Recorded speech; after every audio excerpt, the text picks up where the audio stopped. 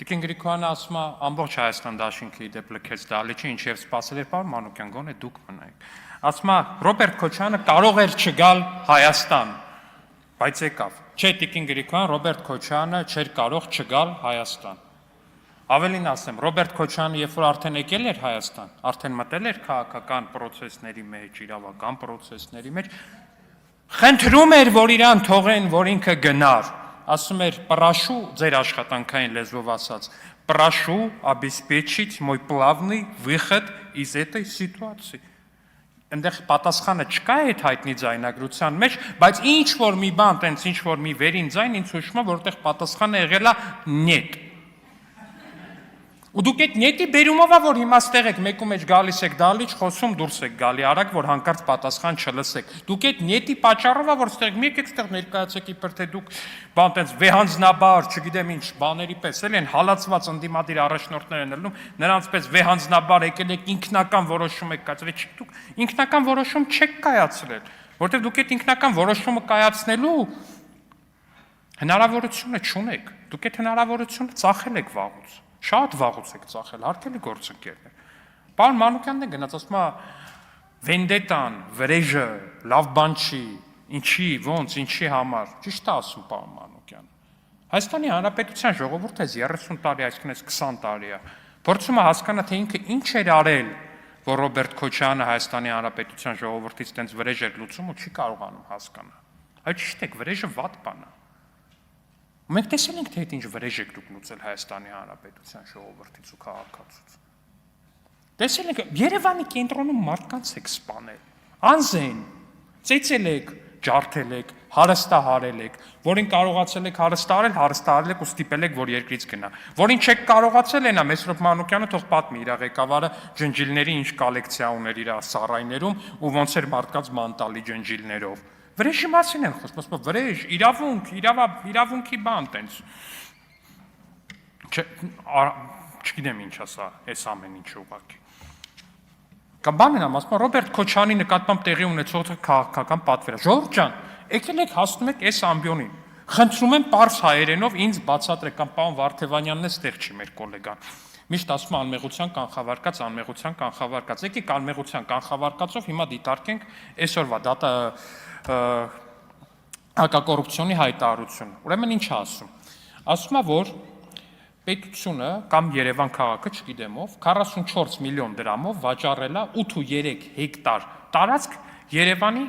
Աճարյան փողոցի հարակից տարածքում։ 8.3 հեկտարը վաճառվել է 44 միլիոն դրամով։ Եթե գնանք անմեղության կանխավարկածով ու չմտածենք, որ ստեղ կոռուպցիոն սխեմա կա, ապա ամենահավանական տարբերակն է, որ սա ինչ-որ բան է եղել, Black Friday է եղել պետական մակարդակով, սև ուրբաթ կոչվածն է եղել։ Պետությունը որոշել է, որ իր հողերի համար սև ուրբաթ է հայտարարում, ասում է, եկեք էժանով ծարավաղբերում 8.2 հեկտար առեք։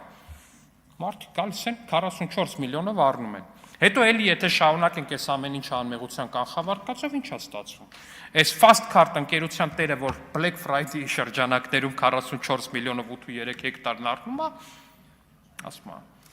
արա դե բայց լավն է էլի մեր երկիրը, լավն է, ասենք, տեսեք ինչ էժան հողեր են ծախում, շատ բան է, բայց խղճից չի նստում։ Մեր նախագահի տղեն մի կտոր հող չունի, մի sense Plecity պես ընկերություն չունի։ Արի ես զուտի մաքուր խղճից ելնելով տանեմ այս ընկերությանից 50%-ը նվիրում եմ Սեդրակ Քոչարյանին։ Սա անմեղության կանխավարկածն է, որը մեզնից պահանջում են հարգել հարգելի գործընկերներ եւ սիրելի քաղաքացիներ։ Հարգեք, եթե ուզում եք, ինչ ասեմ։ Ձեր իրավունքն է։ Բայց ինչև է, ստեղ բանակում բարքերի մասին է խոսում։ Հարգելի գործընկերներ, այո, բանակում կա եւ միշտ էլ եղել է պրոբլեմ։ Միշտ։ Ու այդ պրոբլեմը շատ տենց արտացոլված է նաեւ Ռոբերտ Քոչարյանի կառավարման տարիներին։ Հիմա այս վիճակագրությունից ընդամենը մենակ կարամ ասեմ, որ 2025 թվականին եղել է պատմական մինիմումը մեր բանակում զոհերի ու ինքնասպանությունների 2025 թվականը եղել է մինիմում։ Բայց օրինակ 2000-ականներին տարիներ կա, որ չգիտեմ 20-ով, 30-ով, 50-ով դեպք է տեղի ունեցել սպանության ու ինքնասպանության։ Բայց այս ամեն ինչը որտեղից է գալու։ Որտեղից է գալու։ Հարգելի գործընկերներ, ազգային ժողովի պատգամավոր ունեք, ձեր նաև առաջնորդի տղան է։ Գնացել է դատարան, հպարտանում է ոստիկանին, ասում է ես ձեզ ասել եմ մուսր ոստիկանական մեքենա, ձեր այդ PR թիմերն է բան են անում։ Բան երկերի տակ են գողական կամ կիսաքրեական եսիմինչ երկերի տակ TikTok-ներով դնում են որպես ուժեղ բան տղա, ով կանգնեց ու ոստիկանին ասեց։ Կամ գալիս է ստեղ բան է անում։ Ասում է ձեր падգամավորներից մեկը ասեց, որ հաղորդում է տալու ձեր դեմ։ Նույն ինքը այսքան նկատի ուներ գործ տալ է։ Շո՞ղ ջան, բականերեք, եթե ազգային ժողովում եք այդ բառապաշարը բերում ու այդ մենթալիտետը բերում։ Եթե ազգային ժողովի падգամավորի կողմից հաղորդում տալն եք գործ տալ ներկայացնում։ Բա ինչ եք ակը, դուք ինչ իրավունք ունեք առհասարակ բանակում միջադեպերի մասին խոսակ։ Դուք այդ միջադեպերի մասով շատ պետքա գնաք բան անեք, այնտեղ դիմեք այս կամ այն հեղինակությանը, որ այդ միջադեպերը լուծի։ Դուք այդ ամեն ինչի խրախուսողն ու շարունակողն եք, որտեղ ձեր մենթալիտետը ու ձեր արժե համակարգը դրանից այն կողմ չի գնում, անկախ նրանից թե ինչ շոր են հագցրել, բերել ինչ աթոռի վրա են նստացրել։ Չեք հասկանում, ոչ ձեր կարգավիճակն եք հասկանում, ոչ ձեր ներկայացրած տեղն եք հասկանում։ Ասում է ժողովրդի միստվար զանգված, պարոն Խաչատրյանը ասեց, ժողովրդի միստվար զանգված համաձայն չէ ժողովրդավարության ձեր պատկերացումների հետ, ասեց պարոն Արթուր Խաչատրյանը, նկատի ունենալով իրենց եւ ենթադրում եմ նաեւ ուժեղ Հայաստանի ընտրողներին, լիարժեքորեն համաձայն եմ պարոն Խաչատրյանի հետ, եթե ժողովրդի այդ ստվար զանգվածը համաձայն լիներ մեր պատկերացումների հետ, ընտրակաշարք չէր վերցնի։ Իսկ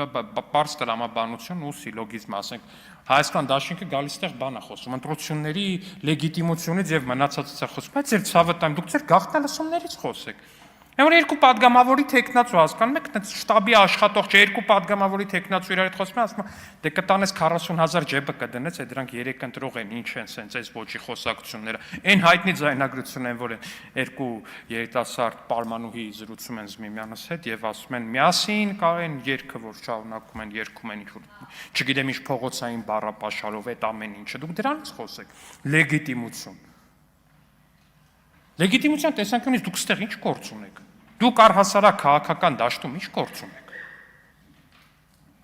Բայց երևի դուք էլ եք հասկանում, որ գործ չունեք ու դրա համար դահլիճը պարբերաբար դատարկեք թողնում։ Այսքանը, շնորհակալություն։